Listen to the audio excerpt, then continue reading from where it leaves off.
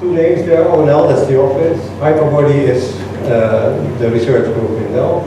And 4 words down there, that's loosely the content I will follow of the book I have written 2 years ago that is called Towards a New Kind of Building, to avoid the word architecture, by the way. And it has four chapters. One is tag, second is link, and that will be the longest chapter tonight. Then we have the move and then the evolve chapter. And the evolve is the most difficult actually to discuss because it involves periods of time. It also involves the work itself as a separate piece. Okay, let's start here. This is our first view of Montreal from the hotel. And there was something with this picture, but later I realized there are the Mies. So there was a Mies tower there in this picture that sort of configures it in a way. But also there was this very big canvas in front of us, waiting to be done something with. So the book, Towards a New Kind of Building, I subtitled it The Designer's Guide for Non-Standard Architecture. So it's not a very technical book, but it's really a guide with separate items you can read one by one, and you can read them backward and forward. It's a guide to help you through this new kind of thinking. In this new kind of thinking, the idea of tagging things is essential. So having identity for everything is essential. Having identity for a computer is one thing, you have your IP address, but the table must be tagged as well. It must have a number, it must have an address. I must be able to address the table, so to say, to be able to start a conversation and interaction with it. Same with people, same with chairs you're sitting on, same with everything that you see around us. We started with that idea in the early 90s, basically, and then this is an installation, basically the work of Ilona. It's an interactive painting, and that is based on that idea. All the pixels are sort of tagged, all the people in that arena, interactive arena, are sensed by sensors, which is another form of being tagged. Several spots in the arena have a special meaning that interacts with the Vertens file, which is running there. It's a 3D sketch emitting particles. So we have thousands of them. And we are playing with those particles. By moving around, you could actually enlarge the dots, and then they would cluster, and sometimes they would shift colors, they would rearrange to change in number, so you could interact with the painting. That was an important idea for us, that actually you could relate to something, sort of living organism you could relate yourself. Later we thought, okay, this has to be projected as architecture on building. We want to have a relation, we have a relation, but we want to have an interactive relation with our environment. But first of all, things must be tagged. Mondrian, I think, he has a universe in his head, a personal universe where things are tagged. So these are all objects moving in space. For him, it's moving. It's not static. It's a moving. Everything is moving along the bars. Cars are shifting and moving, etc. So it's a dynamic universe inside the head of the artist. And this is an instance of that dynamic system. And things are tagged. Another project I want to show you, which is important, our work, for many reasons, also because we had a workshop in front of this Frank Stella piece, and the importance of Stella here is, for us, he paints into space. So it actually, he burst out of the boundaries of painting, out of the frame first, but then out of the surface of the wall, surface of the paint, surface of the canvas. So he paints into space. The other thing, what we like about Frank Stella is that he based, and we saw one here in the museum in Montreal, very strong piece. And wherever you see, it's a world in itself. It's so complex, and you can really dive into that painting.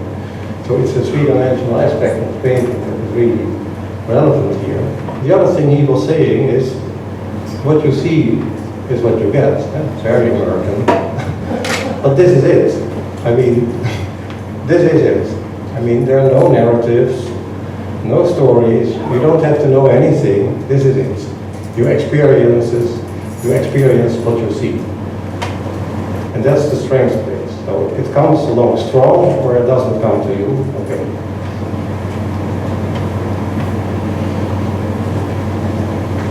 Tagging things, we experiment with this work we did with Philips, say 7 years ago.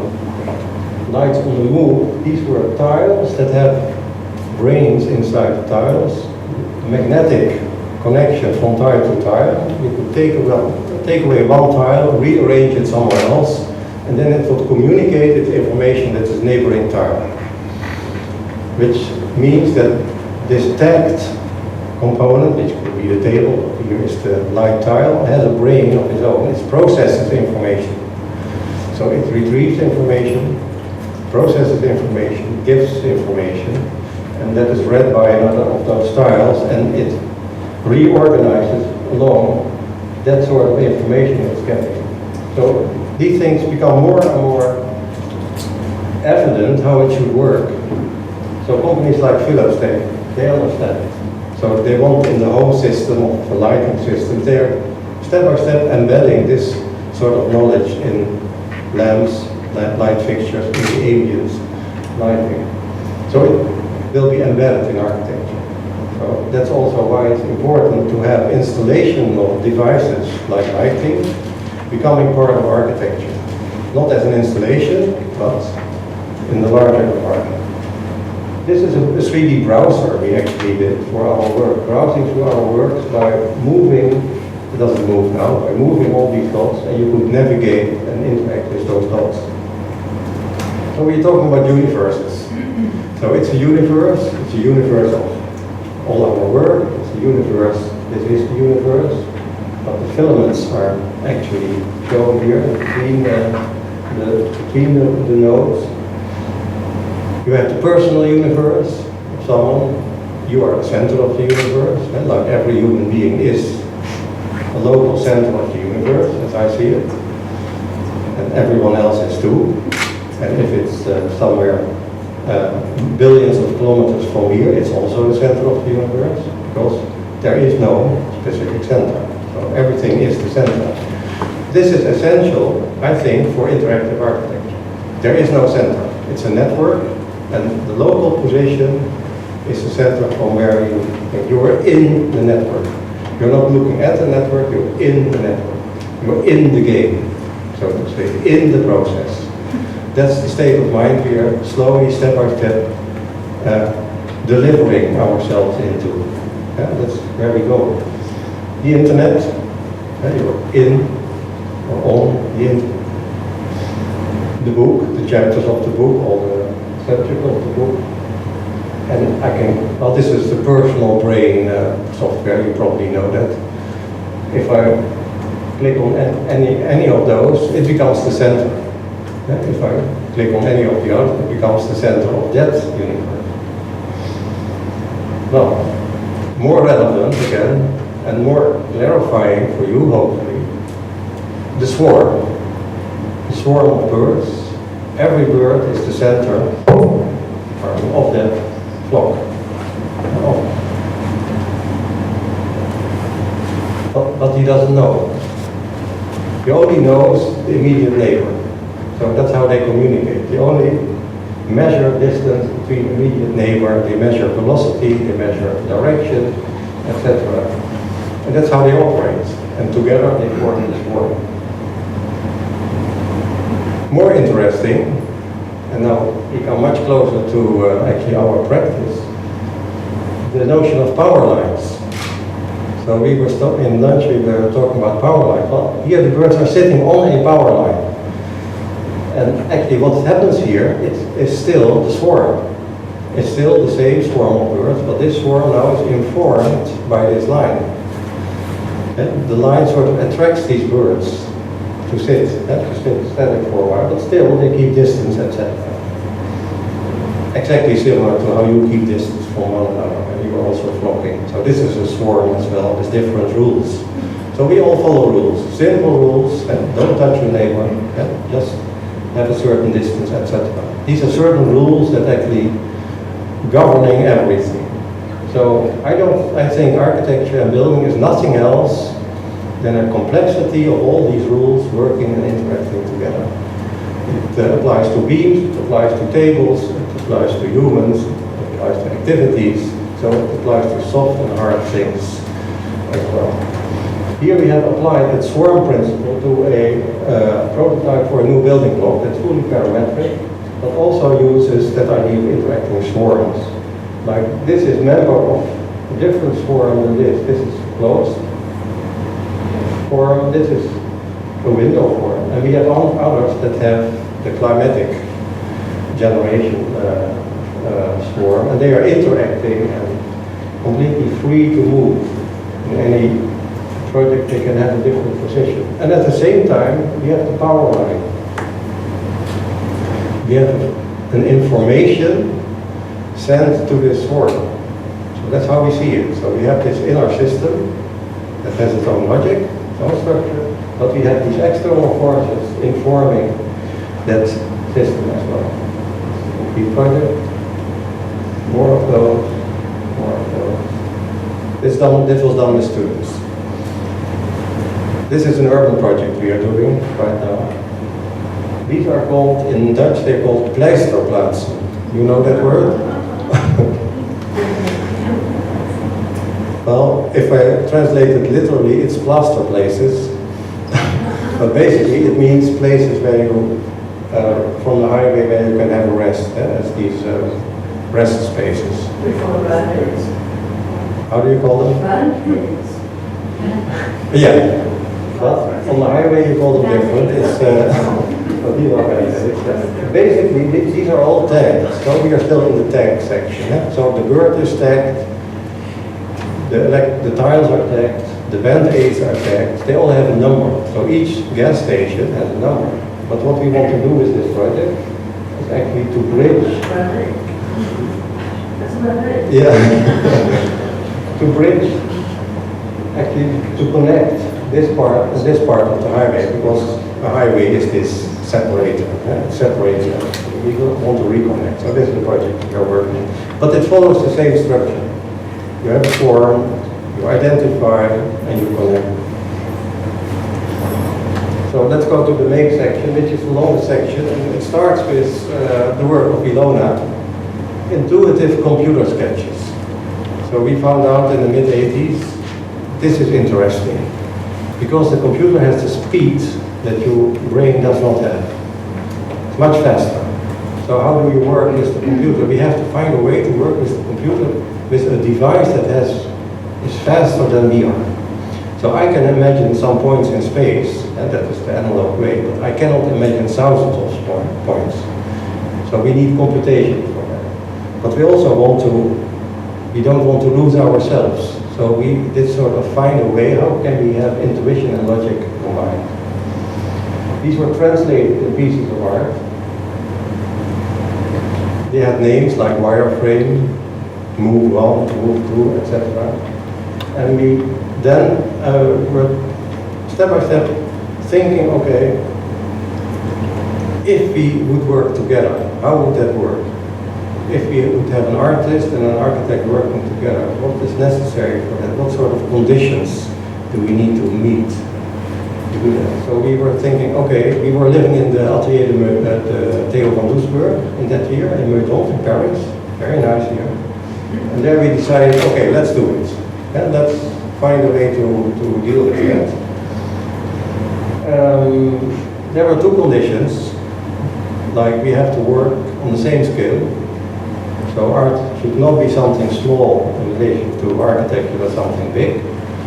And second, we should be able to think about the same budget. And not art as 1% of a building that is 100%, like it's the usual way. You have a building, 1% art. Well, that's not a good deal, I think, for collaboration. You should share on an equal basis. Like I want to share, then I work with engineers, other people in a group.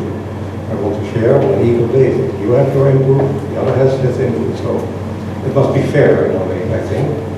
And that's how we started. So this is the very beginning, how we started. So we said, okay, I will free the housing project from all notions of architecture, so no doors, no windows, it's not there. It's a canvas.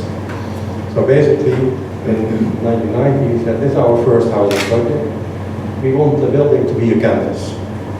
Just wrap the painting around the building. And still, it's a building, it's a patio housing, and you can slide all these doors, you can drive even your car, you can drive it in the patio. So it's a functioning house, but it doesn't look like a house. So we started to alienate housing, from the image of the house. That we could do by actually after the minimalism of Foster and like Ipswich is completely minimalist. You don't see anything. That was the moment that we could say, okay, after that, we should find a new strategy, because after very little, what can be after very little? So we were looking for this complexity, we were looking for this very much, but still being very strict and very systemic and following strict rules. That was our ambition. In 1990, we had in Gallery 8, we had an interesting workshop we called Artificial Intuition. So we had these large integrated workstations, really bigger than people, and they were unterdenbogen, where the trains were running, and when the trains were passing by, all the monitors were, the magnetic field were completely distorted. It was quite interesting, but they survived. And we did intuitive sketching in 3D. We wanted to sketch in 3D. That was new at that time. And we could only do it with a program that's called mechanical engineering. Far developed than architectural design programs. And then translating it into shape. So this is the step we took after the wrapping, after the canvas. We wanted to do this in 3D. In 1994, we had this Sculpture City event. We made many, with the robots, we had the 5 axes of freedom robots. We had many built objects, also did workshops with Stefan Perella, Marcus Novak, Klaus Spijbel was there. We did many exercises, how to express ourselves intuitively in 3D. Translate into buildings like this. So this was the ambition at that time, this we could do. And not surprisingly, this is actually what happens now. And we could actually, after 10 years after this, we really realize buildings on this scale. So this merge of the virtual and the real became a reality. In the interior, we didn't want to have a structure that was alien to the shape, so we should follow the shape, etc. We're doing these exercises.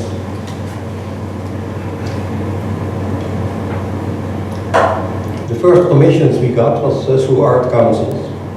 This was also a commission through art councils. It was a garbage transfer station, a huge hall.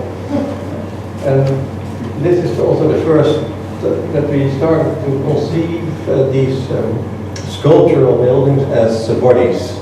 With a head, exquisite head, sort of transition space, a big trunk, and a tail part where also things were processed and given back to the public water system, sewage system. This is a large hall in the interior where we also experimented with, okay, roof, wall, landscape, it should go all in one. It should be one body. It should not be a roof. And if I look at many projects still today, many of these projects with folds are roofs and not buildings. Yeah? A complete building has a complete body, which is an integrated thing all the way down, including the foundations. Yeah, it's not earth and some sort of system and a roof. So that's something we try to maintain in all our work. The IWeb, developed in 2001, was an example of this. Basically, it's a spaceship. Right? It is generated in a virtual space. It sort of connects to a certain site, sort of sends data, signals. So how are you? And you get signals back, and then it's sort of prepared for landing. And that's basically how it works. That's what so it's a completely different approach than urbanism. And that's what I wanted to say with this. And this we saw yesterday in here. This is based on a very regular system, although there's development in it. And what we wanted to do, actually, to have a complete free-form shape, but a very systemic approach to the detail. So it's one detail for the whole building. One building, one detail became one of our mottos. But in each instance here, the detail is in a different position, has different parameters, and different twists to all these memories, because you go from perpendicular to the surface, to perpendicular to the surface, etc., perpendicular to the surface. So you have all these twists. So everyone who knows, who works with complex shapes knows this, but very few, actually, architects find a way from this logic to the manufacturing logic. So they often leave it to others, and then it becomes unnecessarily complex. If you have a direct link, it even becomes easy. So one of the features of this design is that in the interior, these shapes are actually straight lines, in the exterior they are curved, and we can follow any curve. And this is a very flexible highlight aluminum plate, only 2 millimeters thick. It's a new material right there. And it follows the shape easily. Development of the detail. Then the cockpit project was coming up. We wanted to create a sensation of 60 minutes, 60 seconds of architecture. Passing along a building that is merged into an acoustic barrier. So the brief was to actually show that there's something behind the acoustic barrier. So we said, okay, the best way to do that is to have a showcase in the barrier itself. And then we stretched it in the proportions 1 to 10 to make sure that it's experienced as a stretched event. And then we started folding and convexing and concaving the acoustics. Then it pumps up, there's the building, and then it folds and leans back, etc. And then it leaves the exit. So it's a 2 kilometer stretch of this, but basically the architecture is very simple. We have, I'm sorry, run it again.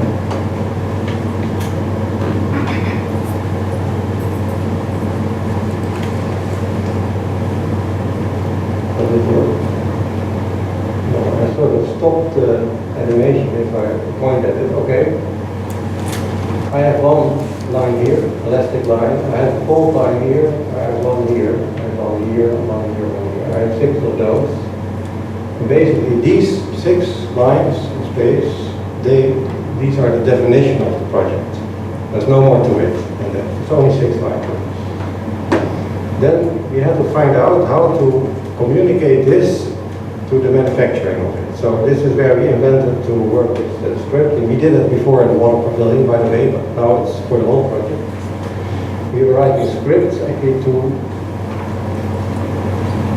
ask these points where they are in space, how they are relating to their neighbors. And that's the logic of the system. That's basically what's happening here. And then we can visualize that. So this drawing is generated from the script. We can visualize that, and we can extract all the data that are necessary, and like dimensions of the glass, dimensions of all these steel components, and then we can visualize in very special detail all the bolts, all the positions, and it all comes from the script. The script is simply asking this point, what is your relation to your neighbor? What is your angle, etc. What's your inclination, and what is the distance, etc. Exactly like the birds in the storm are doing. Only this is the static form model. Manufacturing is quite simple. It's semi-automated, so make equipment to do it very fast. Mock-ups are necessary. Identity, the tagging, so we build on the tagging, of course. So this is in the west part, it's row 80, etc. Then it's an IKEA package. So it comes in big crates, you place it on the building site, you have 3 unskilled laborers, and they simply bolt it together. They only have to know, okay, now I have to pick up this piece and I have to bolt it to that piece. They don't need to know anything more than that. And it goes in a huge tempo. So if you prepare everything well, if you have everything tagged, and the CNC production is in place, it doesn't matter what shape you have, so all this is the same script, only it has different data. So with one script you can more and more in detail, you can do everything that is needed to make complex shapes like this. There's not really nothing to it, it's very simple. But it has some basic requirements. You have to think systemic, and on the other hand, you have to control actually the boundaries. Where does it stop? Where does it stop? Where does it end? This is an interesting part. This is the cockpit building. It's a different client. So we had 2 clients. One was the city. The other client was a private company selling Rolls Royces and Bentleys. So that was in the middle part, Hessing. To have a smooth cooperation, it's very similar to how we did the water pavilion. We said, okay, let's find a way to cooperate by avoiding to communicate. So these 2 buildings, they don't touch each other. They're completely separate, but they look like one smooth continuation. And that's exactly what we did with the water pavilion. We had our part, Knox had the other part. We said, okay, we have one ellipse. I end here, you end there. And the other from one side and the other, you're completely free to do. And that actually guaranteed the continuation. So cooperation, collaboration can be that simple. So you need to reduce the number of data you are communicating. Then you can communicate perfectly with other people, with other environments. So that's an important factor, because you don't need to know everything from the other. So you can work perfectly with other systems if you do it on this very lean and mean way. These are Google View images, so you can have a look yourself. The structural system. Again, it's that simple. It's how it works. You stretch it. But you have to find a way to actually describe that. There were no computer programs in architectural in the architectural world to do that. So we had to work with a software called Pro Engineer. It's for industrial objects. It's industrial design software, and we were able to have law curves, master curves, or mother curves, how we call it, actually controlling the other curve. So this curve controls all the other curves. This curve also controls how they separate in this direction. And then there's a tangential relation with the lines and the folds coming from the acoustic memory. So these are the relations that are interwoven into this design system. And then we knew exactly these points. So the exact geometry was delivered by us. It's not engineered, no Arab, no Hubble, not necessary. If you control the geometry yourself, you are in the center of the work, and you have control. Yeah? Because everything, every communication has to go through your actually setting. So your script or your exact job. So we were setting all the relations between all the parts, which happens here. It starts again with the perpendicularity from that point to that point, and then you build from there to there, etc. So you can build the complexity of the relatively simple joint, but all these joints are different. Well, you may think this is a mess, but actually there's no more to it. You don't have to think of super clean factories, it's not necessary. You simply produce them according to the rules, you assembly them with a few people only, you bolt them together, and in a few days you have the structure. So, a few images of the interior. It's actually a circuit. You can drive from here, you go here, you can drive up, and you can drive to the other side and return again. It's a loop. That's a landing space structure. From one end to the other, it's something like 160 meters. This was just a showroom.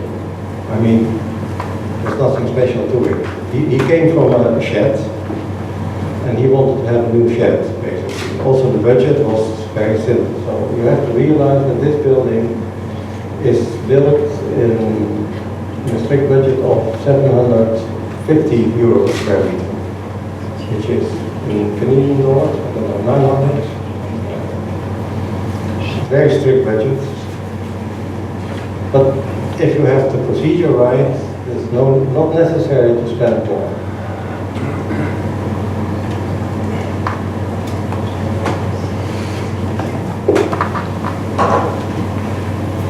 Power lines, vectors, power lines, is one line that actually describes the whole project. Some other curves defining the volumes. So this is where it could lead to. More complexity, we could integrate bridge design with tower design with station here. This is not built, unfortunately. This we have built, TT Monument in Oslo. So it's a design of Ilona, the fusion, the driver and the bike in speed. This we did with, technically speaking, with Maya software, sculpt surface tool. There are many steps before with working with the digitizer, etc. Shaping again, reshaping, and sculpting with Maya, and then sending the data to the CNC machines for the mold, casting them, and this is the result.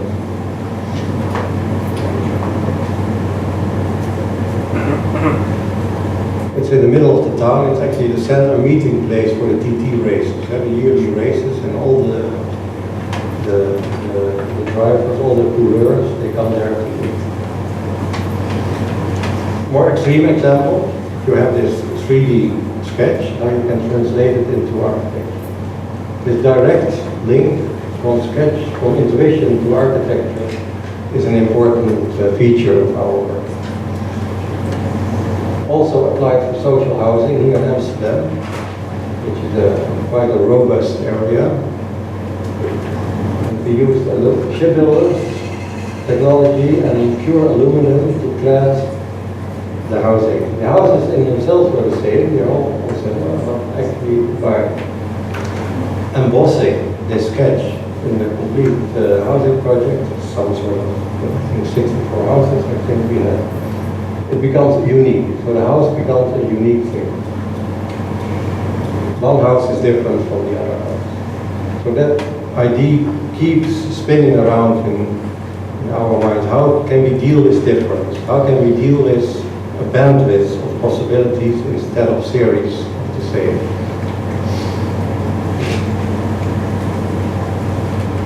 What I have to briefly discuss here is the optimization that can take place if you have a very direct link to an engineer. So this is what we do to describe the parametric system. Well, you can try to read it, and you can try to understand from here, but you see what it's all about. what it does, actually it describes again the point in relation to its system, in relation to its boundaries and its fault lines. And then we send data to an engineer, which is a database. So we don't give drawings. Actually, we never make drawings anymore. We only write scripts. We send these data, which are coordinates, but also metadata. For example, is it a hinge or is it not a hinge? We send that to the engineer. The engineer retrieves the data, and that software, which is in this case SPIA, it's a very common software, he doesn't have to draw it again. No, he retrieves the data and it's visualized directly, because we understand how the other software works, and then we have this common database where we write to and they retrieve from. So it's a matter of finding the least possible amount of data actually to exchange, to communicate with the other party. This is important. Because if it's not lean like this, it's a lot of work.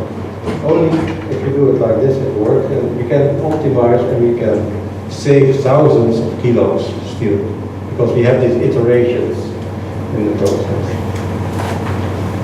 Power lines, more power lines, it's still in the making of the following the book chapters. The project in Budapest, well, you see more and more examples of possibilities of what we can do. We can align, that's what we did, align power lines with existing lines of the warehouses, because it's a renovation project, and then it comes all the way down to exactly this point. And there are other power lines on the top, other power lines here. And together, it becomes this fusion of old and new, this transformation from a roof into a body. And it has this forward dynamic, which goes with the flow. Here's the dynamic that goes with the flow. Interior, event space.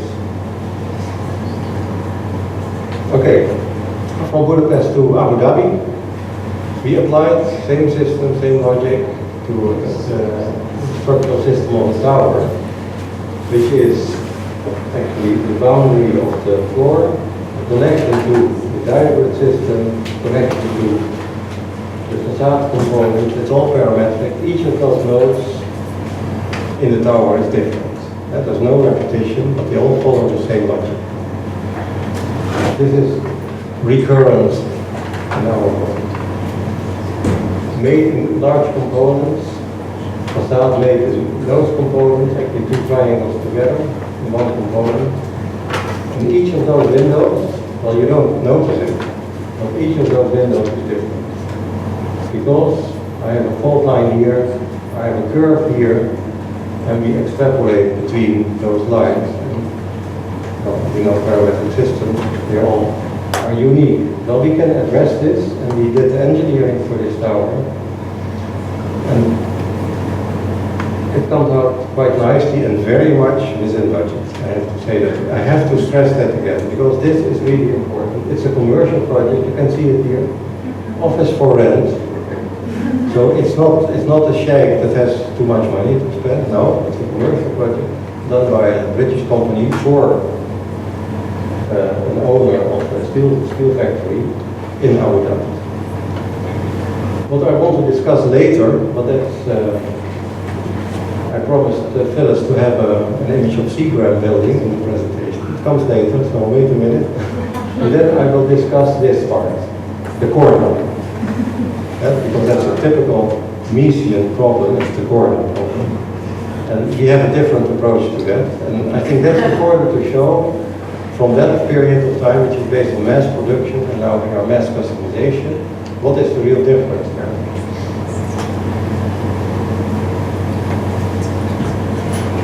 And they called it the Liwa Tower. You know the Liwa Desert? It's a great, the Liwa Oasis, it's a great oasis in the empty quarter in Saudi Arabia. And this is adjacent to that. So this image, it's great. Project we are working on now in Qatar. Big experience center, It's a soup, hotel, and a giant wheel. We didn't want to have giant wheel these legs. They are so ugly. So we wanted to have it twisted into some sort of industrial object. And well, you could maybe recognize the pizza cutter. Okay, the status of this is we have a piece of land, so we have a location. Now let's wait and see if they really want to do it.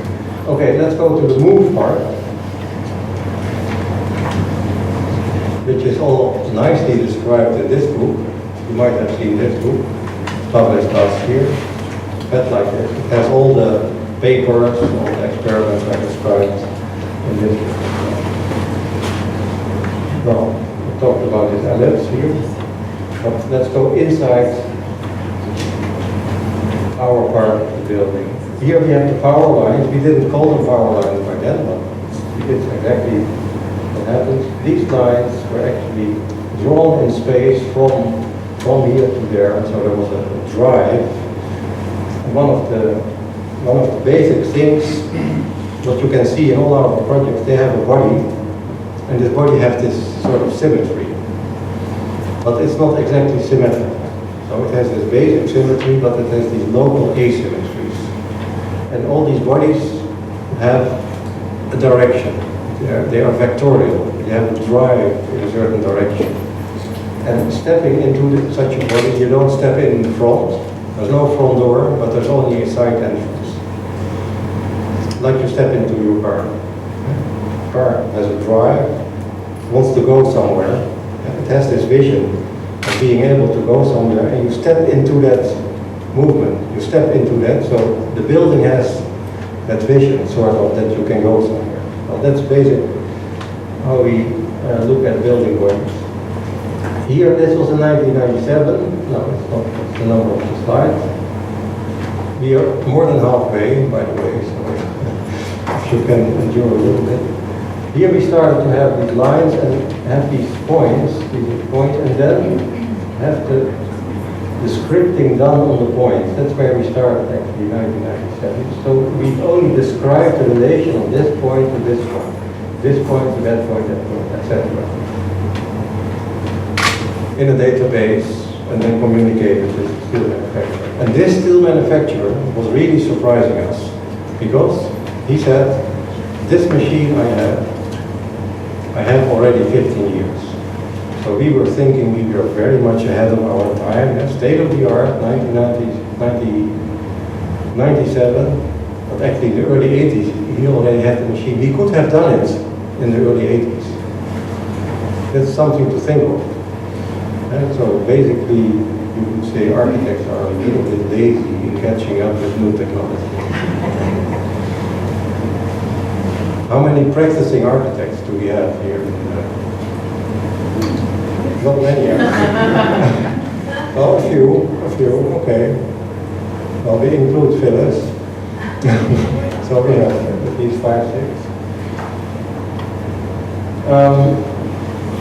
6. 3D gestures directly translated in form and have a constructive value, so they support this undulating floor, which is a landscape again inside the water facility. These are the interior power lines. It's an open space in between. All the equipment is here, behind here. We have projectors projecting virtual environments on the surfaces, and we have this real-time behavior. Here we start with real-time behavior. We have a weather station on the sea. We import the data, raw data, we translate it into MIDI signals. We have 28 positions, and then all these positions are actually sent to the light equipment, the light to glass fiber, etc., and to steer the sound channels. So we are talking about the light massage inside this building. You can see some of this in a very early movie, so it's not very good quality. Well, it's not all the way black, it comes. Here we start in the water tunnel, then we go down into the water world, so it's real water. But we are projecting on that water the virtual world environment, you see parts of that again over there. So we dive on it. You don't get wet. You dive under the floor. While going down, you have sensors. You take the light with you through that three-dimensional gesture. Almost. That's that. So it was an environment which was meant as a backdrop for deeper information on water. And people could interact with it. There was, I stopped, that's the bad, I stopped the movie.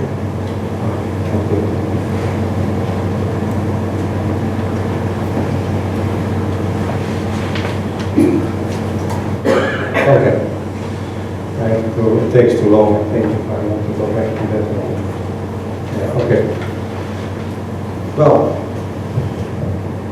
artists are a bit earlier to pick up things, usually. So this is Schoeffer, Nicolas Schoeffer, French-Hungarian artist, but with the ambition to do architecture as well. This is a tower of 30 meters high in Liège, in Belgium.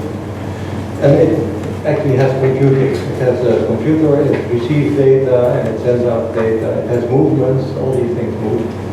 It has light, so it has this complete notion of interactive architecture already in the early 60s. And also in the 60s, I think, was this book, The Mediumist, and just read carefully this, The Massage. So it's not a mediumist message, forget about that. That's the wrong interpretation. The real title is The Medium is the Massage. Well, and we think that's exactly what we did in the Wonderful Valley. We made this massage of light, massage of information actually, embodied in that gallery. I read. Well, some features here I was talking to you about. It's still about the move part, but also in the making. This is the canopy. So this canopy is the door. So it's not the door you take from a catalog. So in contrast with Gary, for example, Gary is not ashamed to actually have a very common catalog and then, okay, bring this in the architect.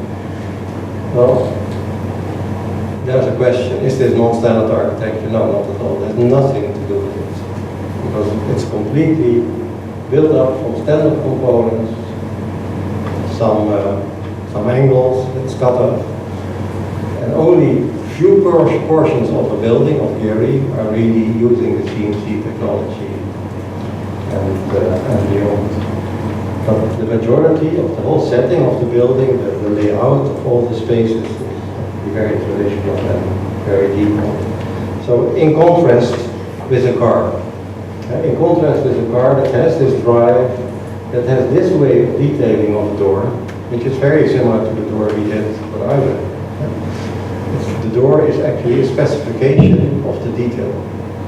So I talked about one building, one detail. The door is a specification of that one detail. It becomes a door then, because you add hinges to it.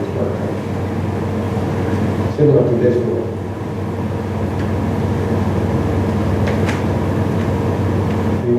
In the inside IBET, we are walking in the brains of Marcus Novak.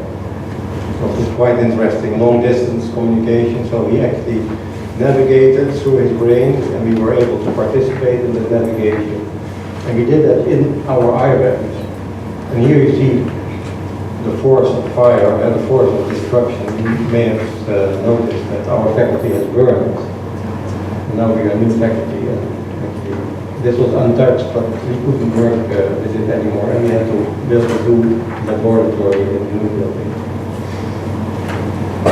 which has this intelligence floor, which has these floor tiles, parametric design system, and we have brains inside this floor. So all these components, I was talking about the table, you could build in brains. These tiles, Phillips, light tiles, you could build in brains. Well, we did it here in the floor. Basically, this little brain is down in the cavity below communicates with this little brain, communicates with that little brain. So it sort of transmits colors, other information from one to the other in a very swarm-like fashion. That was used by an artist, Dieter van Doorn, to have an installation, a performance, and using the floor as another layer of interactivity to his performance.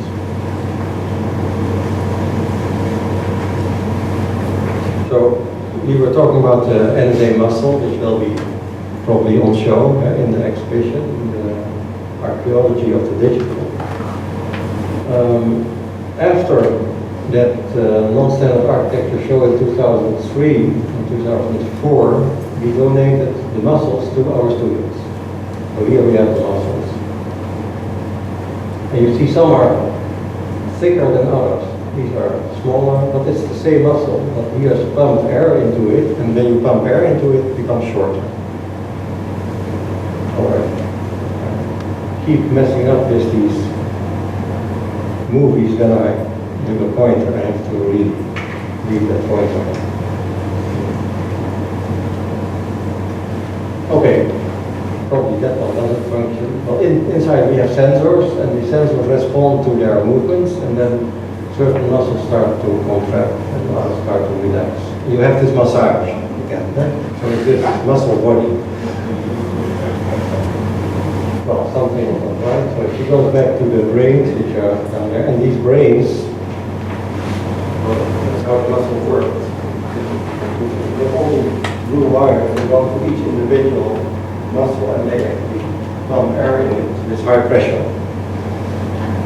And you can change the pressure levels, you can play with it, you can have different modes of operation. Well, students really like to work here. So we made many prototypes like this. This was muscle body. We also had the muscle tower, which could lean completely over to you when you were entering it, and then you could twist that tower completely to the other side. So we have all those movies. You could apply it to facade systems easily. Then you could use exactly the same muscles and the same inflated structures to open and close facades in a very lightweight way. You could apply it to spatial environments. You could have, instead of static structures, you could have pistons, electronic pistons, instead of static columns and beams. So basically this is a network structure, but it responds to the person. So when he wants to, and you saw that actually, when he enters that, there's a sensor sensing that, and then it sort of flattens that, you can step into that space. So you can form spaces, you can separate spaces or open spaces just based on this technology. So you can make opening wider, smaller, closing, etc. This kind of responsiveness of interaction could very well become a natural phenomenon. There's nothing that actually holds us from doing it. All the technology is there. Of course, you have to think of applications that have meaning, that are meaningful and useful for society. So this is one application we came up with. And we had a very good motto for this. We said, okay, this is a sound barrier, but if there's no sound source, we don't need to have a barrier. So if there's no train, it's flat. If the train comes, then it curls up and it actually forms the barrier. So there's only a barrier when there is noise. And then it can have a life of its own, and it can relax, and it can show some nice waves. And it's nice because it doesn't block the view. So in cities, you keep the views open instead of having these ugly sound barriers along highways. You could do it like that. Especially with trains, it would be a very good option. We did a project with Festo for an interactive wall. This was also on display on fairs in our own headquarters. We used actually our programming of the interactivity and applied on on their fin ray shapes.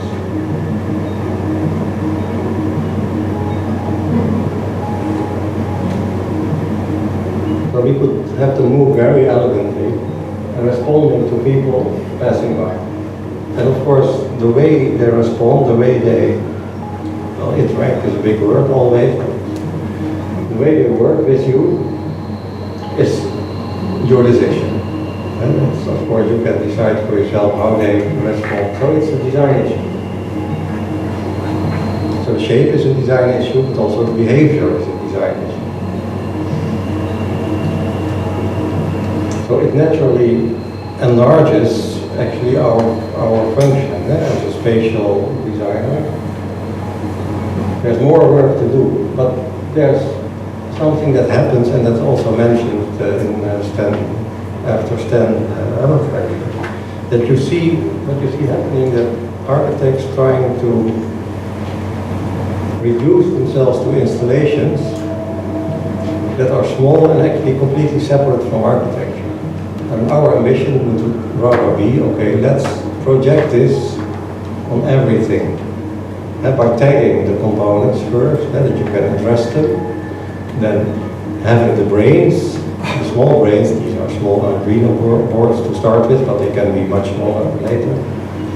To have the small brains that they can actually respond to activities inside the building. I'm absolutely convinced this will happen. Yeah. The question is, who is the first client? Well, there are other approaches as well, which I don't believe so much in. This is a Greg Lynn project. He says, okay, I can have this house that can have different modalities by rotating this thing. Very heavy structure here. And then, okay, you use this part of the house, and then you rotate like this. You use this part. So, a human being would be something like this. So I think this is the wrong approach. I think you should go down to the component level, have these components in an open design system that can be actually addressed by power lines as a sort of top-down shaping of it, and can have their inner dynamic in the parametric system and their inner complexity and responsiveness to changing situations. So then we come to the last section of this lecture. It's not a very long section, but I think it's worth the while to have to reflect on this. So what happens in car design, you have all the separate components clearly defined. This is a lamp, this is a fender, this is a bumper, this is this, this is this, this is that. They're all separate components, they are sort of composed together. You see a clear development from fusion from this and this one into the grill. Well, he gets behind it, so it's still separate. He gets in the grill. You see the fender becoming part of the whole body, but the body is still two parts. It's not one unit body, it's actually two parts. And then you see slowly merging all the parts in a way that they start negotiating with each other. So it starts to look around the corner. Other dynamic is around the corner. There's a slowly fusion, so the bumper is slowly fading away and becoming part of the body. And here, well, it's clear. Everything is in a new sort of fusion coming together. And this situation, I really would like to see in architecture. I would like to see this happening.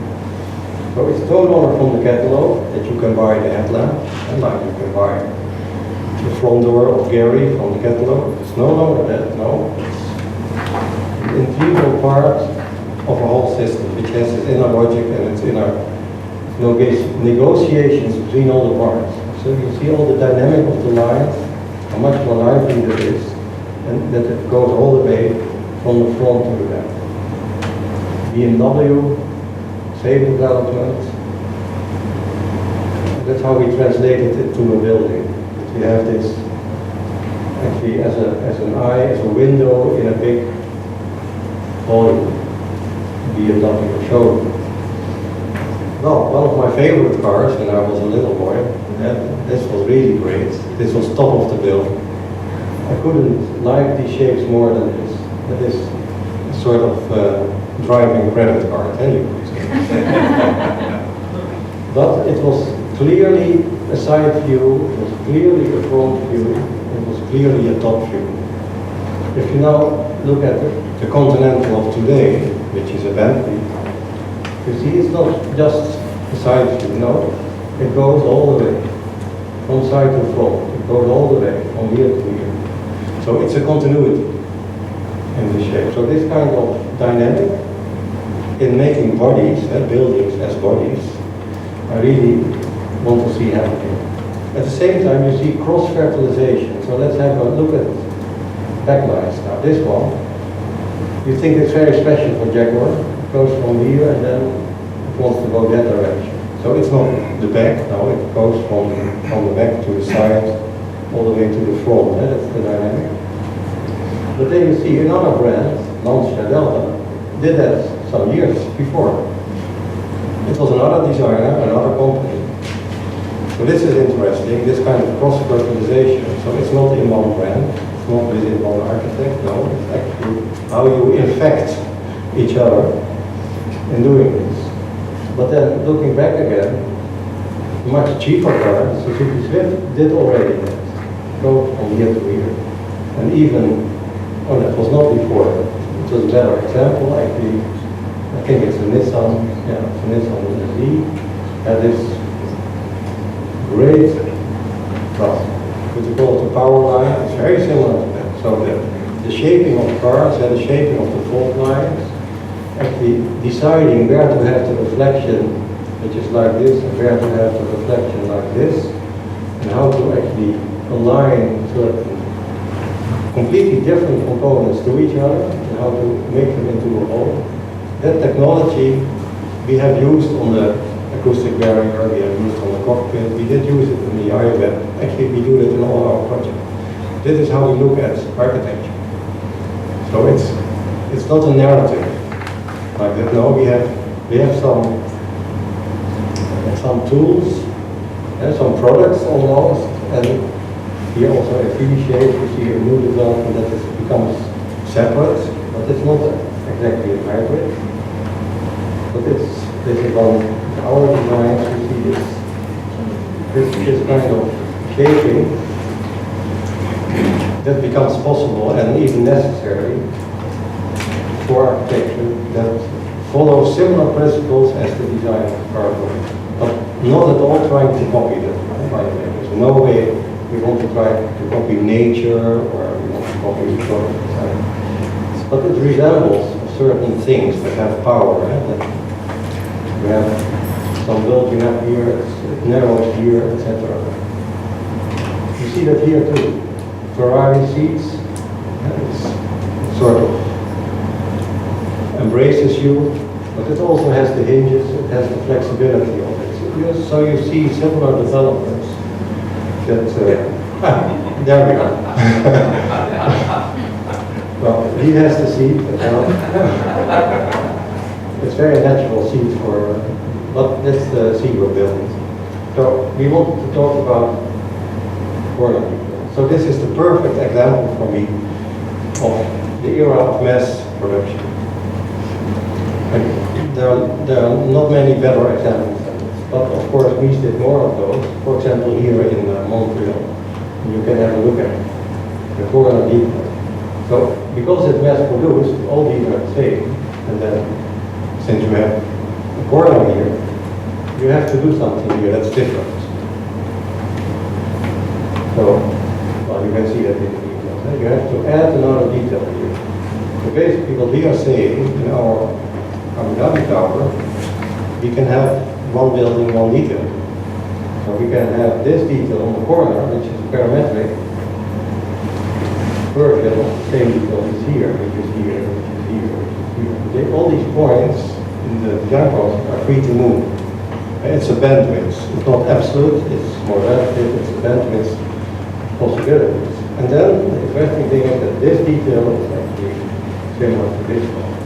So now we can explain this corner. You can see the lines here. They continue. There's no breach here. There's no break. And the way it's done, it's actually quite easy. In the middle, it's again symmetric. And you always have this sort of symmetry here, this symmetry line. From here to there, the relation between the nose, which is connected to the floor, and the point that's connected to the facade, it sort of moves away towards the corner, and then it continues. So it's one continuity. This is a different approach, because we can handle those differences. We can handle the different angles in one system. And the computer and the manufacturer, they don't care. Because if it's this angle or this angle, it's the same process. So if it's in the system, you are much freer to move. So the next step we take designing systems like this is to have other people participating in such an open design system. This is the basic component for climbing walls. So basically this is what the table is, what highlights, the tile walls, all the intelligence is in one component. And by putting components together, we have the problem. So all the holes, all the relation between the holes and the sides and the shapes, it's all there in the system. The relation between the skin and the beam is all in the system. So this is the background. All these beams are unique for each individual component. When you put them together, then you can have the climbers, you can introduce them in the process and decide, let the climbers decide what is a good angle for them to climb, because they want to challenge themselves. They know the angles, we don't know. And we have the system in such a way that we have an app, which is on your cell phone, an app, and they can actually play with the vertexes and change the position of these vertexes. Then we run our system again, and we also, for ourselves, for our pleasure, we say, okay, we also have some nice curves here. We still are players in that same game. So we have a design game where both the climbers, the clients, the users, and the architects are in the game. We are in the game. That's the basic message from the beginning. We're in the process. So you have to introduce them in the process. It works only if it's an open design game. Then we have the scripting, and also this part is our secret part. This is the open part. And actually, these two together are our secret part. It's our kitchen. And this we protect. But the output is again similar to CNC manufacturing. That's completely open. It's very precise. So there are no seams whatsoever. It's all the steel structure, which was already there, we don't need because it's self-supporting. And we can make anything. And we can make any challenge for any client. This can be applied to prefabrication of concrete, just the same thing. So basically, with very simple means, with very simple technology, and simple budgets, I would add, because this is not more expensive than any other climbing wall. You can make arches, you can make any hole or any challenge actually to climb all the way to here. It's no different from the standard. So now we have the non-standards, which is actually competing with the standards. And the next step is, of course, to have, this is one of our B3 projects, to have the actuators. That actually you can actuate the system and to change the modes of the challenges of the client in real time. That you can actually have an app and you can say, okay, today I want to climb this slope. People do it, so that's possible. Not done yet. You can apply that to housing, that you customize your housing, you can play with the vertexes, and you produce it. These are all instances of that. We can apply it to urban design schemes. This is a very early proposal where we have full control over all the parameters for public areas, for trees, water, for houses. So we all combine them together and we have, we compile them together and we have the urban plan that deals with all the ecologic issues of continuity of nature in between these domains for these are the roads. It's all processed. It's all proceeding. So you have the roads, you have the houses, etc. And with these tools, we can. This is a large urban project in Abu Dhabi. So basically, it's designing a game where you can introduce other people in that game, setting the parameters. So we define the rules of the game, and like a good tennis game, for example, we define the rules, and we invite players to play that game. And of course, you have players that are not so good, you have players that are very good and play a splendid game. But also, we can supervise the game. This is what we did in Abu Dhabi. So basically, it's sort of chessboard. We have two parties, and they are starting to negotiate, and this is in the end the urban project we realized 2007, not built because economy changed. Well, I end the lecture with a few examples that are really interactive and actually relating the interactivity to your personal preferences. Because that's basically what you want to do. These climbers can have their personal preferences for the climbing system, but you can also have your personal preferences for your car. I think many of you know this short movie. It's Chris Bangle, who worked for BMW, who did it very early in the zeros, I think in 2001 he did it. He inserted the same vesta muscles as we were working with in this BMW Vina prototype, and actually it was meant to behave on the command of the preferences of the client, of the user. So one client would have more muscular body, another client would have a more supple body, and you could really do that. It's proven technology. He recently wrote a book, interesting to read, because it's a vision of, I think, around 2030, how the different parts of a car would assemble to form a unique At the same time, 2000, we were doing this. We were thinking, okay, we can have muscles in a structure like, oh, I did it again. So we can have muscles inside this flexible body, and we could have multimodality of the space. And the space could adapt to different circumstances. So if you have a large audience, you bump up the volume, for example. If you want to have smaller spaces, you bring it down. You can do this inserting, like the digital pavilion project where I showed the inside, this electronic distance. You can have a fine grain. We did an exercise for a space station in 2000. Very fine grain that you can have one skin that actually can be programmed to be a working table or a relaxing environment or any other environment you wish. And we also applied that for the Ground Zero project in 2002. It was a show in New York. There were many architects invited, so this was our contribution to it. And we actually we imagined a building which is a very big cube that could adopt any atmosphere. So events taking place in the environment could actually have effects on the very structure and the very expression of that building, but structurally. And not as a facade design, not as a mapping on the facade, but structurally.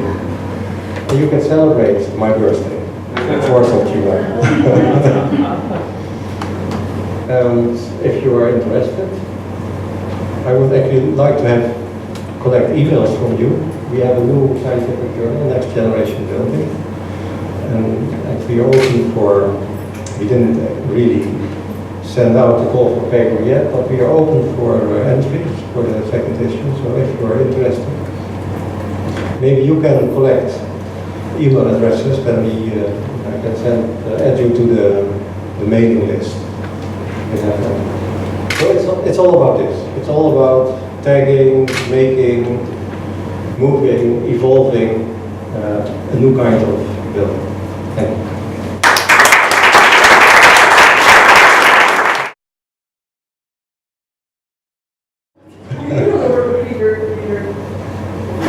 Peter Testa. Peter Testa. Yes, a little bit, yeah.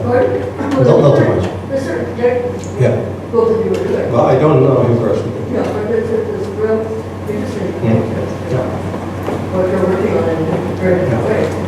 But I don't think he has large build projects, does he? Pardon? He doesn't have large build projects, has he? No, you? Yes, didn't you see?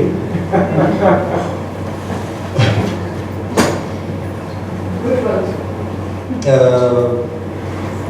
The set in Budapest, 25,000 square meter. Tower in Abu But the Dhabi. intentions are, I don't know, so.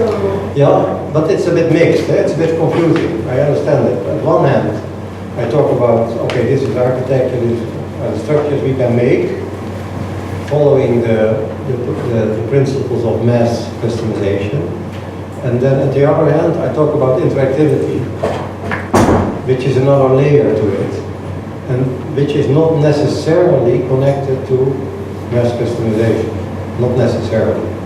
So it's basically, it's a bit confusing, it's two tracks. But for ourselves, we find it interesting to have one layer on top of the other layer. But it is very much different. I mean, the system have a typical structure in it, and Yeah. then the ability to compress it and pull it Yeah. Yeah, but really, I wonder what you would remember most of such a lecture. But what would you remember most of this lecture? Well, I remember your very Nietzschean way of going about things. You have step by step going from one thing to the other. Mm-hmm. Yeah, there's a very logical evolution in it, yes. What we also try to do is, and we still have to find ways actually to, where we started, that's integration of art and architecture. It seems a little bit that technology starts dominating. And and we have to find ways of actually be a little bit more relaxed with that. Have the role of the art, of the alien almost, play a bigger role. Because we have it's a threat, you can fall into these kind of threats that you do too much of the technical work, and I see that a lot with our collaborators. They're too much into the technical. It's a sort of trap you can easily fall into, that you become a specialist in that. You don't care at all anymore about making buildings or embedding it in architecture. So what I think should happen, and that's maybe something to think about, that you see the role of installations in buildings getting bigger and bigger.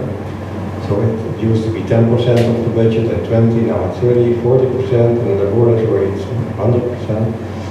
Now we also, I didn't show that, oh yeah, the Qatar thing, it's an experience center. What's inside the building is more expensive than the building itself. It's all these installations, interactive installations, it's more expensive than the building itself. So, in a way, if you evaluate that, in the end, the building is 100% installation. But you don't want it to be a technical installation. So it's important to bring the ideas of the alien, of the unexpected, to bring that back and give it a more important role. It's something we have to work on. Just hear about your idea of the installation. Well, installation is simply light. It's cooling. It's heating. all these structures we have no control over anymore as an architect. So it's not part of the architecture. It's not part of the spatial arrangements of what you could be. But what I observe is that we lose control. So we have to bring it back in the thinking, and of course art installations are doing just that. Yeah, they do that. But now we have to, I think, bring it more back into the very essence of what the building is, what the built structure is. And what are the artists that very intriguing about working with some of the questions? What artists? Yes. Well, I work with Ilona. Yes, of course. But we work with composers as well. We work with graphic artists. We work with dancers. In As we saw. yeah. And the interesting thing is we have a common language. We all speak data. Well, that's important. Yeah, so it's easy to understand each other, to translate one into the other. We were talking about how computers have more brains than humans in a way. No, I didn't say that. No, I said the computers are very stupid, but very fast in one thing. Yes, fast. And they are so fast that it really delaminates with our thinking. So we have to find a way to make contact with that speed. So it's, I was writing about it, it's about the idiot savant. He can read the telephone book. He has all the numbers, he doesn't understand them, but he has direct contact, so to say. So that sort of contact, that sort of direct connection to data, we should find a way of to work with.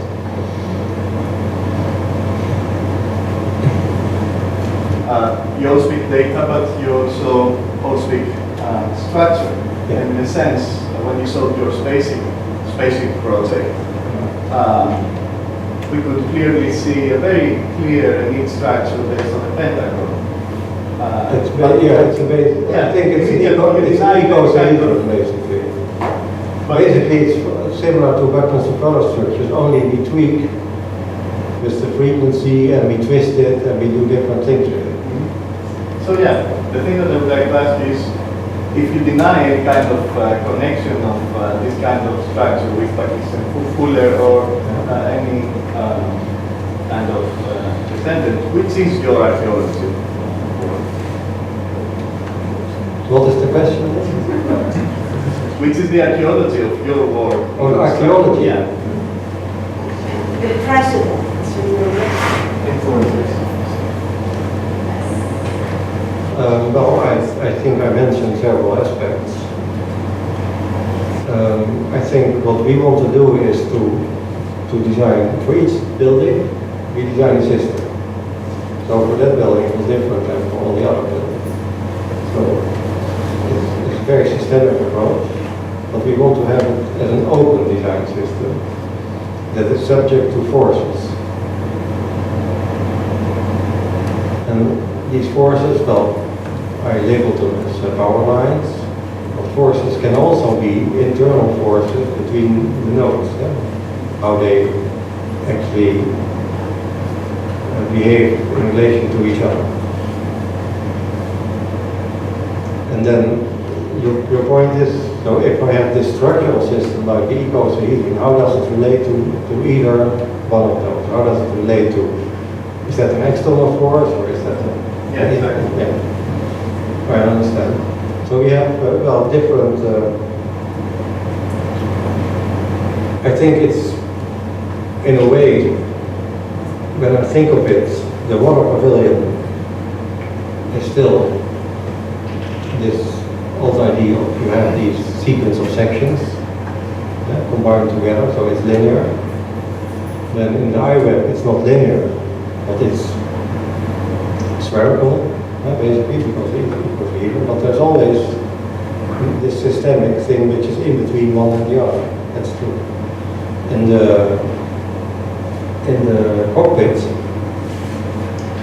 it's not so much that. So that's an evolution in the work, I would say. We have the power lines, we have the system in between the power lines, but there's nothing else. So there's an evolution there. And but for each project, it's different. We choose a system that really suits the things we want to investigate or solve. Does that answer? Not really. When you're having trouble with the tower, Yeah. and you're talking outside, and you're saying, one of the greatest is to have every component here. Not only work components, you have every component different. Yeah. So you don't think of them as components, you think are components. You know, like the windows. The window, well, the component is, what is the component? Yeah, Well, that's the problem. yeah. Well, you can see it in different ways. There's, of course, the relational aspects between points. One point belongs to the window, the other point belongs to the steel structure, another point belongs to the floor. So it's a relation between those points. Some of those points become the facade, another point becomes the structural Yeah, but we system. manufacture. We have different companies, so you have to group them. You have to group certain of those points and then bring them to one factory, and another point bring them to that factory. So the cladding sandwich system was Let me ask one. you, it's a dumb pretty dumb question, how do you insert the windows? How do I? You insert the windows. Oh, that's yeah. That's not so, maybe not so obvious. These windows are actually not round. These windows were actually cut off in straight angles, and then in front of that was a plate which had a rounding, and then we had the framing.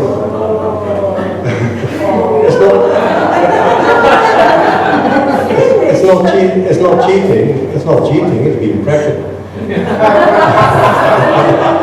But then we have also the framing of the windows. It's perfectly correct to have steel meet the glass. With some rubber unity. That's perfectly correct. There's nothing against it. It's not cheating. It's a choice. But I don't just want to make the whole thing flow, the whole thing on one piece. You know, I suppose it's unless you can take materials and change them within the whole Yeah. structure, then you have part of it is metal, or part of it is clear, whatever. It's translucent, transparent. Yeah. That would be the ideal. Yeah. What if? Okay. I could respond very easily. It's about money. It's about Money. These systems are, for the moment, very expensive. and I know, I mean, is it possible to do that? Yes. Right? Yeah. Yeah.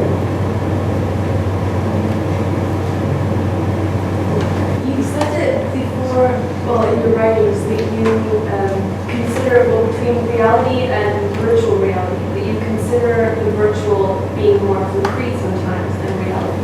Yeah. And then I'm wondering, That's exactly what I think. yeah, Virtual reality is more real than reality. yes. So in that, Because we know everything of it, of virtual reality. Everything is known to us. right, And in reality, there's a lot of things we don't know.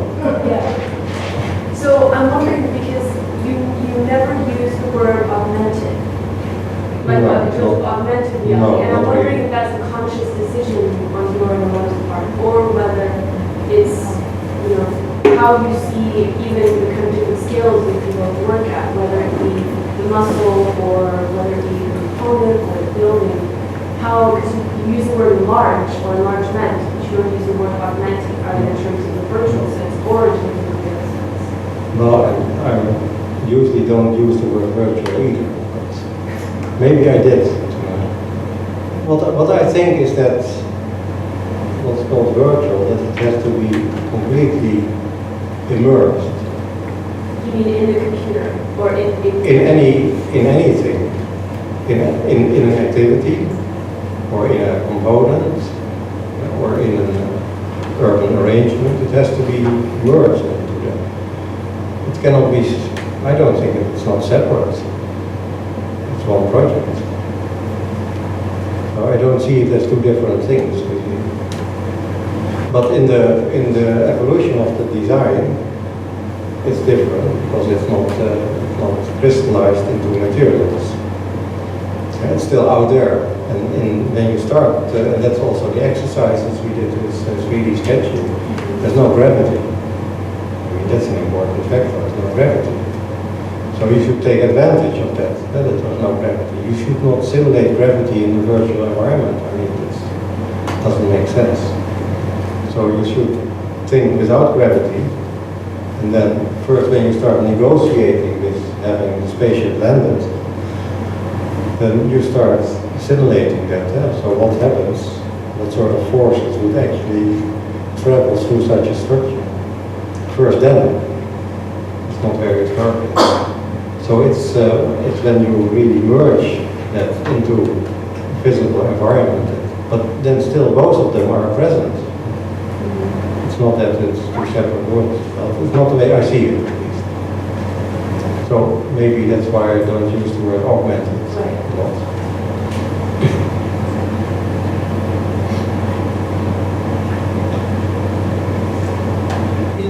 In both of your writing actions, you talk about the word intuition. You wrote about the Yes. 90s. Yeah. And I'm wondering if you can talk a little bit more about intuition versus logic. I think a lot of the projects Yeah. we've seen over the last week or so have referred to logic, referred to mathematical thinking, algorithmic thinking. And I think you're the first one to look at intuition. So could you talk a little more about it? Okay. Well, we didn't say intuition versus logic to start this. We said intuition and logic. So what you do, well, systemic thinking, it's step by step, and it's slow. Brains are slow. Intuition is impulsive, it's fast. So it's one way to actually work with the speed of the computer. That's how we know now. Actually experimented with that with computer sketching, computer sketches. So there were some movements, and it was very quickly translated into a very complex graphic, three-dimensional graphic. So their logic is just as present as the intuition. So it's not one versus the other. They are both present. So I would say it's the challenge, how can we actually make this connection between the impulsiveness, between the bodily gestures of dancers, but also your own movements in space, which are also bodily gestures. If you move in space, you don't have to dance. And so all that should find a relation to all the tagged components, well, in my language.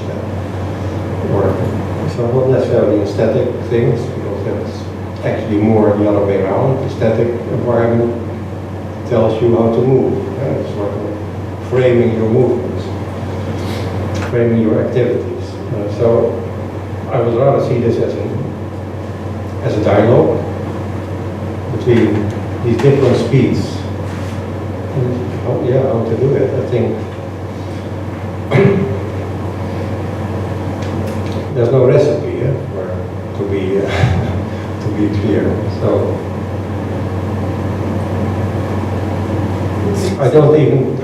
neither do I say we experiment. So it's quite on purpose we do things. It's not even on purpose we actually introduce acts of intuition. And I think it's also to prevent ourselves from being too logic. Before actually we started working together, I was a very straight Miesian or Foster-like office builder designer. So black boxes, no details, much less details than the Mies scraper. So we had this, well, I don't have it here, but that's what I did before.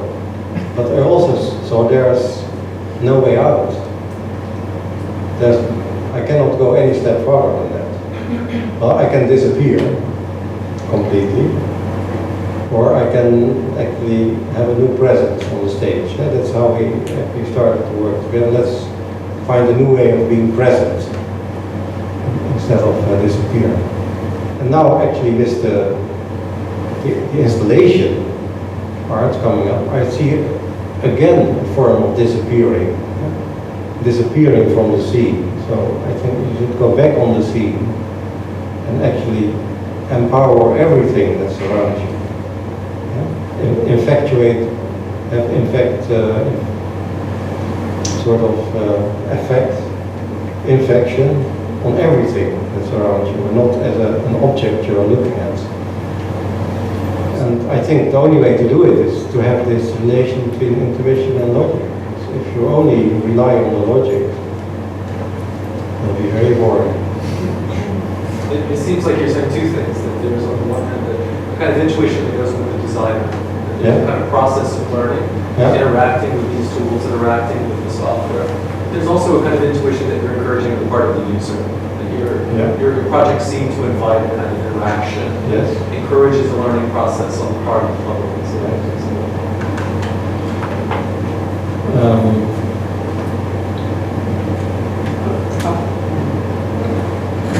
How do you see your relation to time? Because I was really struck by, the example you gave of the car. Nothing ages more than the car. I remember, the famous Tours in architecture, the parallel between the Parthenon and the car, and now the car looks so old. The Parthenon still is relatively okay. So how do you position yourself? Because part of you... What do you mean is that the car looks so old? Well, you mean the large transport shown by the museum. Oh, that's that car. And you yourself, showed your 1953, and saying this is no longer my dream. So how do you escape the obsolescence of, the car-like? Okay, here we have a completely different issue at stake. I think I'm in favor, and many people would disagree with me here, I'm in favor of having shorter and shorter lifespans for buildings. I have no problem whatsoever that my building will be demolished after 15 years, because we make new iterations. We have something to do. But it's logical, because if you don't do that, you would have to separate, for example, things that change very fast, like cell phones.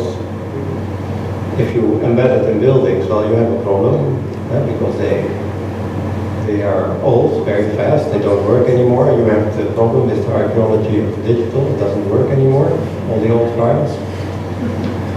Then you have the other speeds of products like cars, 5 years, so 10 years. More than needs, you're like us with the Führer, because this is, the kind of concept you used to call ephemeralization. Yes. Everything becoming more service-like and limited in time.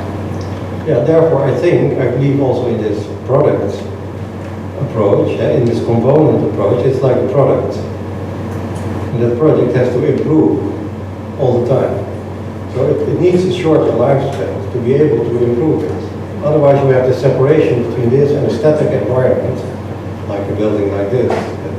This stays forever and everything inside changes. You're not interested by that condition in which things would stay forever and inside change. It happens, but I don't think it's on condition I particularly like, because that would mean, for example, if you look at cities, that they would quite static. It becomes a museum, like Amsterdam Center, it's a museum. What kind of city you want to live in. Yeah, but you have the opposite problem too. The city starts changing all the time, you never know where you are. Is that a problem? Yes. Well, it's okay. Well, there are projects like New Babylon of Constant. You know that project? Yeah, sure. It's an ever-changing environment. So you travel along the world.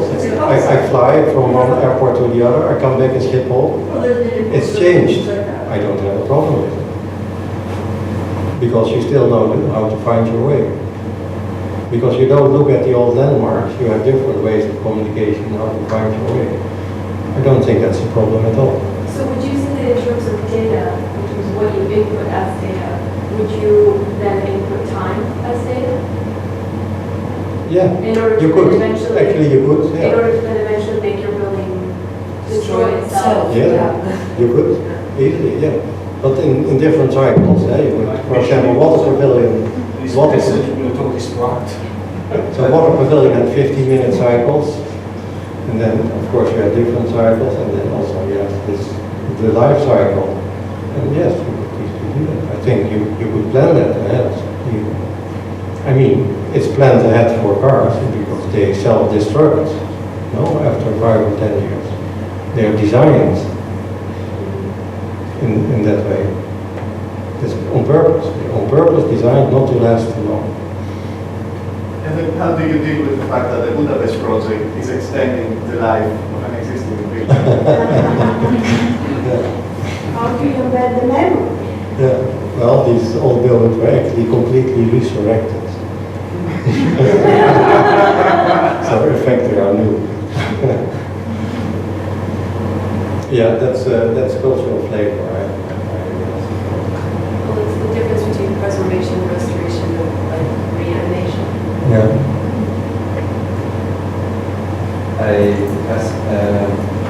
One thing that apart from time, I think is a very interesting issue. I was thinking that also you were one of the first to address the issues of interactivity. And in the animation that you did, it was very interesting the idea of the movement with the changing of the structure, which is a kind of evolution of the muscle and of the pavilion that you did. But as long as you speak, how could you, how can I say, go a little bit farther on your idea of the body? Because I think that your perception of interaction in this first project is really related more to movement, while when you started to speak of sensors, I think that you are implying something more complex than that. But which kind of reflection did you do on the body, on the kind of interaction, the kind of environment that you wanted to produce? Because more and more studies, they are defining, for example, the sensorial experience not only based on physiological elements, but on cultural factors. So just if you can, I'm very interested in this component, so if you could go a little bit farther, I'm very interested in the way that you're framing the problem. Okay, well, I could give you an example what we are working on right now as a research project, so it's not applied yet in the building. It's a project I call My Climate, which assumes a situation that all components are actually productive. For example, you have a facade component, it generates energy, but it also generates fresh air. Another component generates maybe heat. Another component generates vision, opening, you can see. And that can be programmable, like Phyllis said, you can actually program things to open or to close. So active components that together form a structure. Some of the pieces may be actuated like this, and structurally also. You can have different combinations of floors, so there are many possibilities here. So, but the basic condition, I think, is that, okay, we have these active components that are not only in the envelope, but also in the interior, and in the ceiling, and on the floor, and in your furniture, and in the people. So we're talking about the Internet of Things and people. The Internet of Things, that's a known way of seeing things. Everything is connected, but it's important that you connect to the persons as well. So have your preferences being communicated with this Internet of Things. So then, if you do that, it's completely distributed form of climate. That's what we work on. So we don't have a central organ that distributes its fresh air to all the rooms. No, there's a component always nearby that is doing that. And so it's a productive thing. So there's also no energy used because it also can generate energy, etc. So it's also a zero energy approach in that sense. If I tap on my computer like this, I can generate energy with piezo elements. No? I don't need batteries. So there are many ways you can deal with that in a more efficient way. But the important thing is then that I have my climate here, and if I want 23 degrees and you want 21, we could do that. So I don't need one generic climate for the whole building. You could have your personal climate, and you could take it with you. Because if you move in the space knows your position, because you're also tagged somehow, or somehow it knows you in many ways. So if you move to the other space, you take 28 degrees with you. And so you have all these individual players that are free to move and free to actually exchange data with all the components that do not move. So you have this intermingling of different swarms together. Some are active, some are moving, some are static, but they all communicate.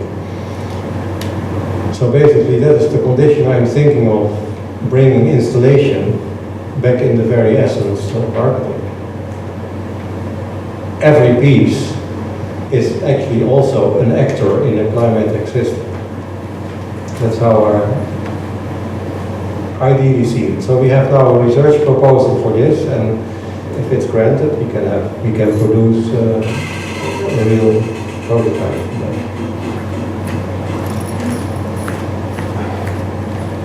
Yes? You started your lecture by using this kind of motto towards a new kind of building, and then you said that you would not like to use the word architecture. So I'm wondering what's the difference for you? What was the reason that you make that distinction? It's so loaded. The word architecture, it is as if it's important. I mean, it's not important. It's what you do is important. That's why I show Stella. It is what it is. I mean, why should you have a narrative about it? Why should you have... I don't think it's important. I mean, this space is important because it is what it is. But then you have a lot of narrative about the body. Now you're explaining this new project. The body moves, and so I mean now following the weeds. That's an observation, no? Is that a narrative? Well, yes, in a way, yes, because you encapsulate a lot of your data, and with your movement, you change. I mean, the relationship to that component, to that other component. So now I mean, Louise is mentioning the title of your book. I was thinking it's towards another body. The building is not an important factor in this. No, that's maybe true.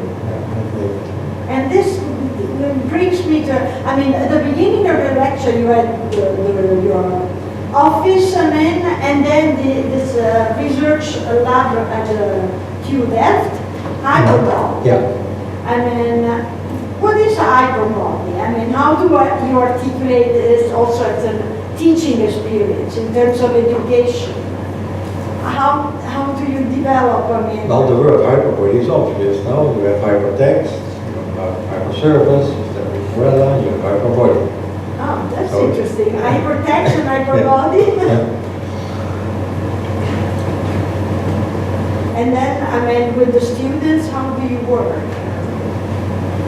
Hyperbole is a teaching lab. Well, maybe it has to do with the kind of task I give them. I always tell the students you can do everything as long as it works.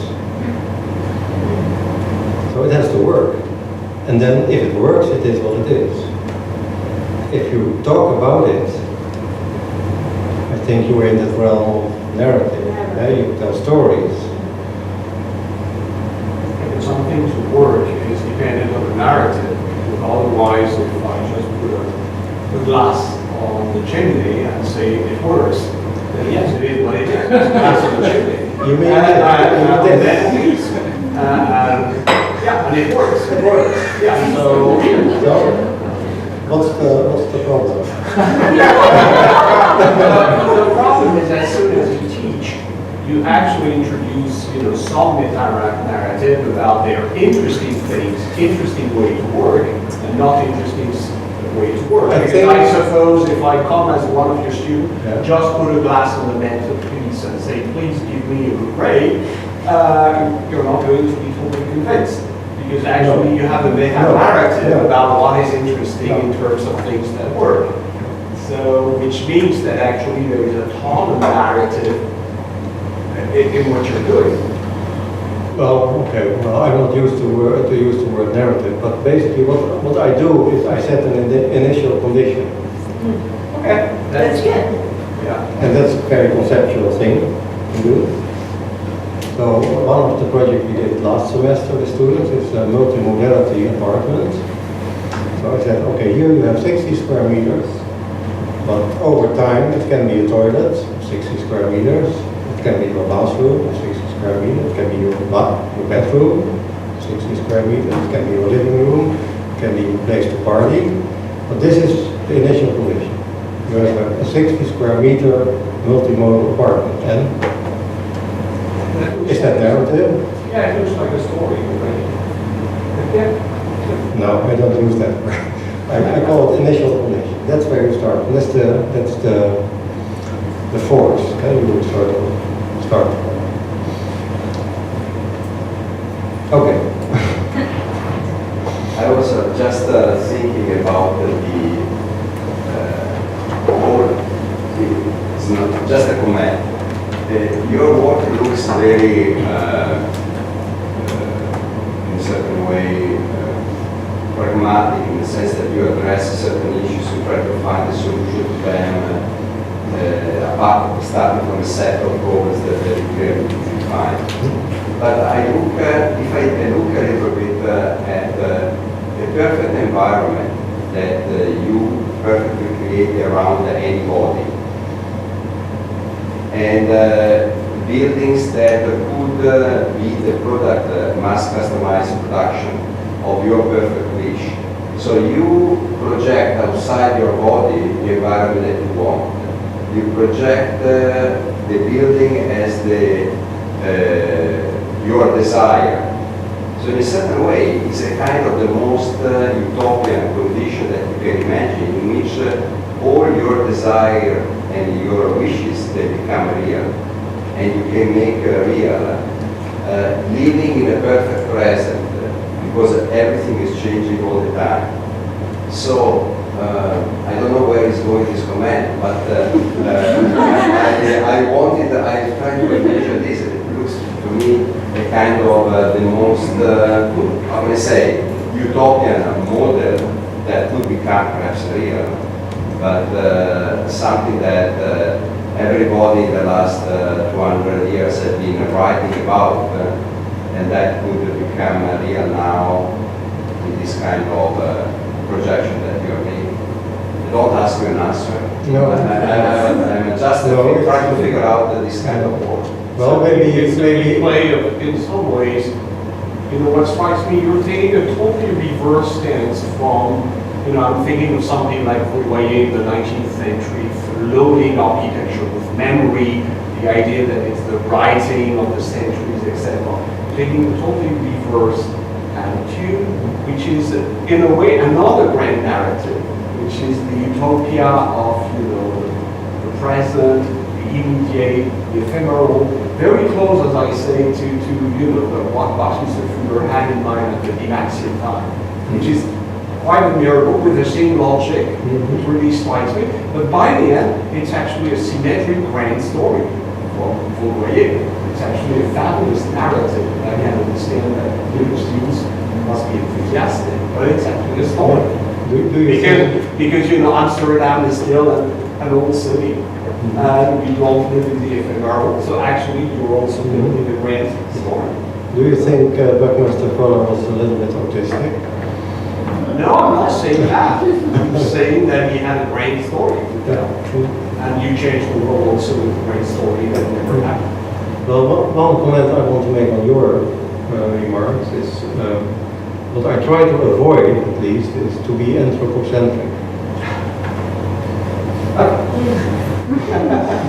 Give us your best. Tell us a bit more. So I want to have empathy with the things as well. And not only, no, I don't. Not the I body. don't have that. This is clear. I don't have that humanistic No.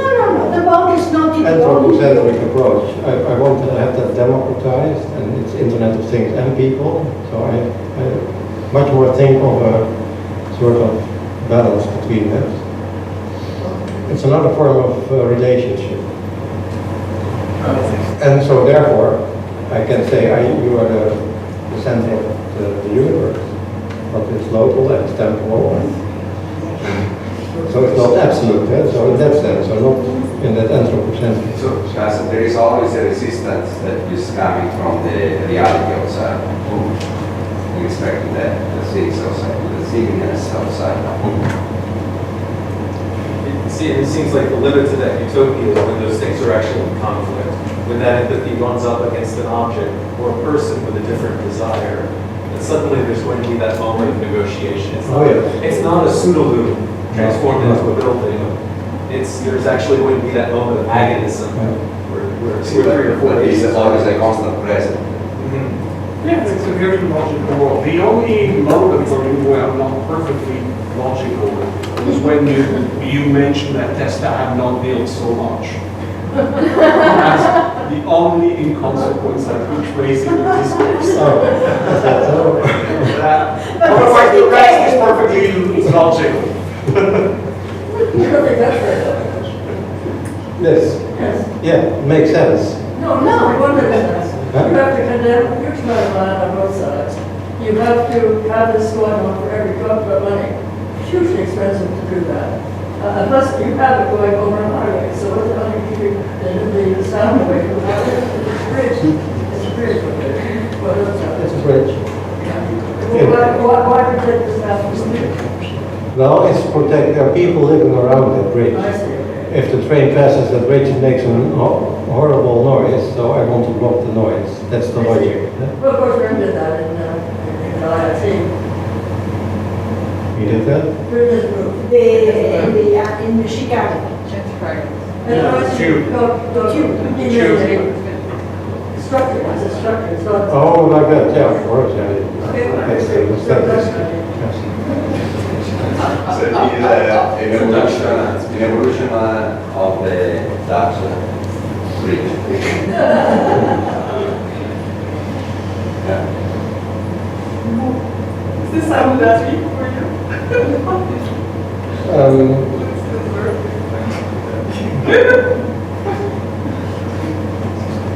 No, it's a logic that can be applied to any situation. I understand. Yeah. Like a